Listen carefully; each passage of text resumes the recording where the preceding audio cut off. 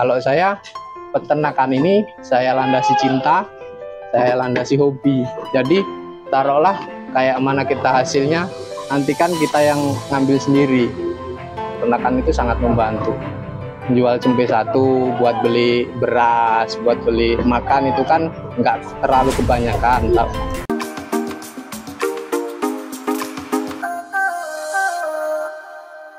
Perkenalkan, nama saya Akbar Aprianto, alamat selengkap saya Desa Purwotani, Kecamatan Jatiagung, Kabupaten Lampung Selatan. Sebenarnya dulu itu saya dari kecil itu udah dididik sama bapak saya.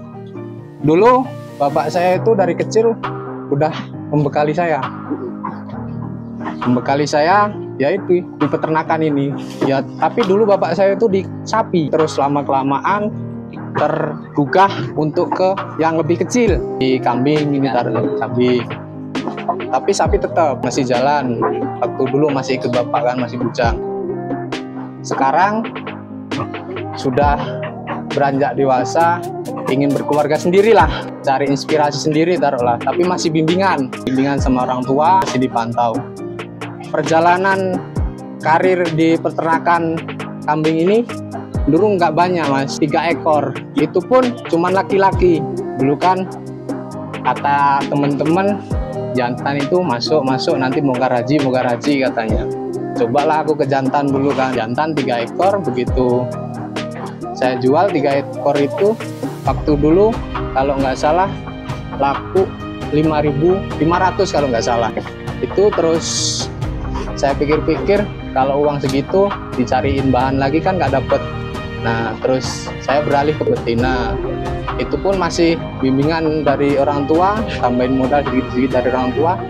Dapatlah kalau nggak salah dulu itu 5 ekor, yang 2 babon, yang 2 anakan, dan yang 1 itu udah laki-laki agak kecil kayak gitulah awal karir saya.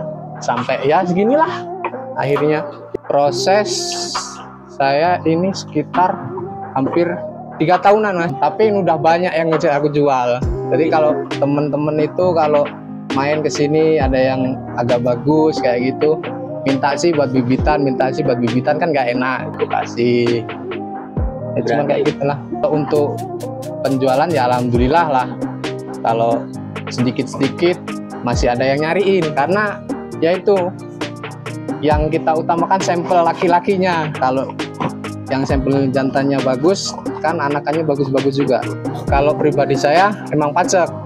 Kalau pribadi saya, kalau yang saya terapkan di kandang saya ini udah hampir 2 tahun ikut saya ini. Cuman 1 ini itu sekitar, kalau sekarang yang udah produksi sekitar 11. Itu yang udah produksi di kandang saya, belum yang di luar tetangga kayak gitu kan. Kalau pribadi saya yang penting nggak ketang setengah bulan pisan, 1 bulan pisan. Itu kalau saya kasih jamu kunir sama gula merah itu udah cukup kalau saya. Dulu sih sempat mengarah ke sapi, tapi ya itu dulu kan udah bawa ini ke sini kan. Dulu saya di Lampung Timur, pindah ke Lampung Selatan. Dulu itu bawa kambing dari Lampung Timur ke Lampung Selatan. Itu kata saya, Pak, aku mau ini melihara kambing tapi sama sapi, kata bapak aku kan. Tapi bapak bilang kalau mau kambing aja, nggak usah sapi sama kambing, nanti kamu capek, katanya nggak boleh 2, nanti ada yang kalah katanya kan. Kalau orang Jawa itu kayak gitu kan katanya. Tapi sebenarnya ya bukan masalah kayak mana-mana sih, yang jelas capeknya itu sih Pak. Kalau kendalanya alhamdulillah dulu itu masih pertama mengelola peternakan ini dari kandang Pak. Dulu kandang saya kayak gini, adep-adepan kayak gini kan, tangkep gitu.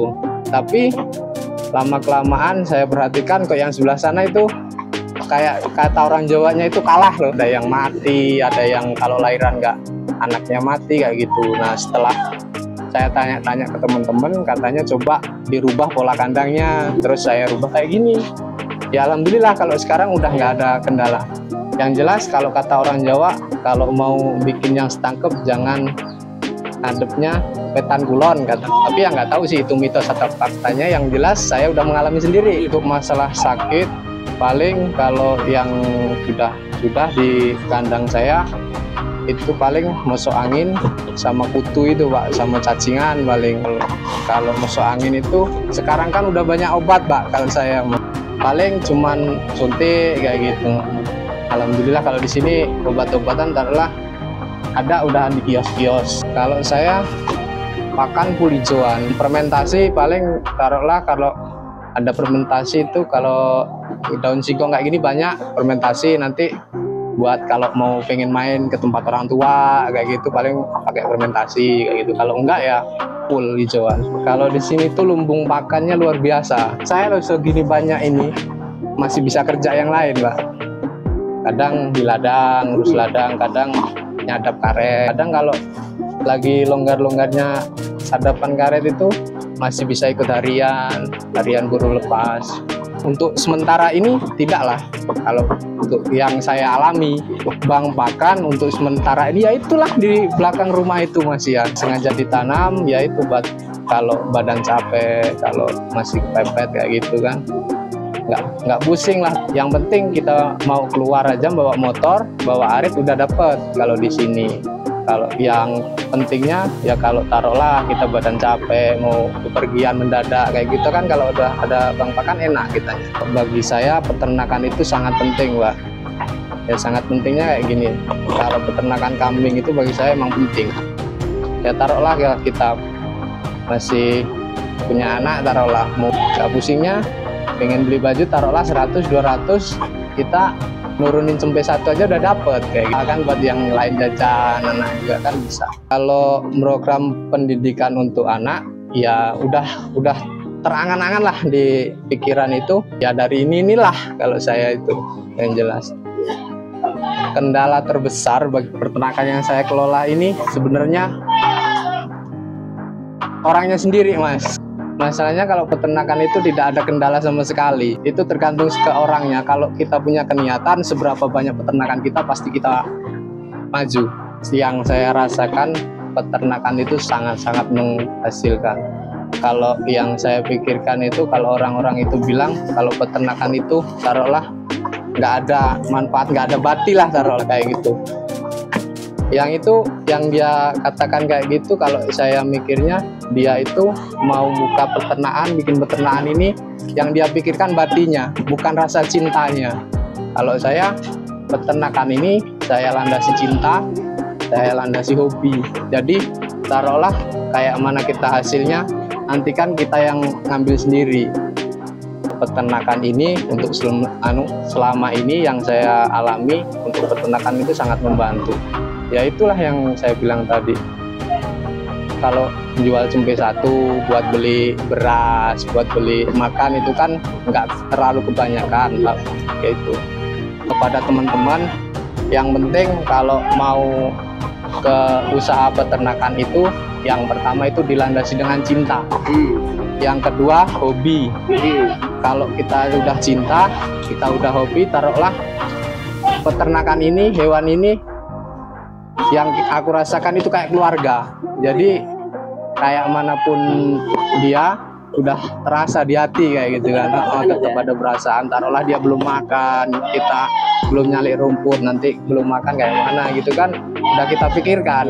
Kalau udah dilandasi cinta sama hobi. Sementara ini kan di sini masih luar biasa kalau mau makan. Kadang saya kasih itu 3 kali sehari, kadang 2 kali, nggak tergantung sayanya. Kadang kan kalau di rumah itu ya itu ada pakan kasih makan, pakan kasih makan. Tapi kalau waktu kerja kan paling cuma istri yang ngasih makan, yang bersihin kayak gitu kan, paling cuma 2 kali, pagi sama sore kayak gitu.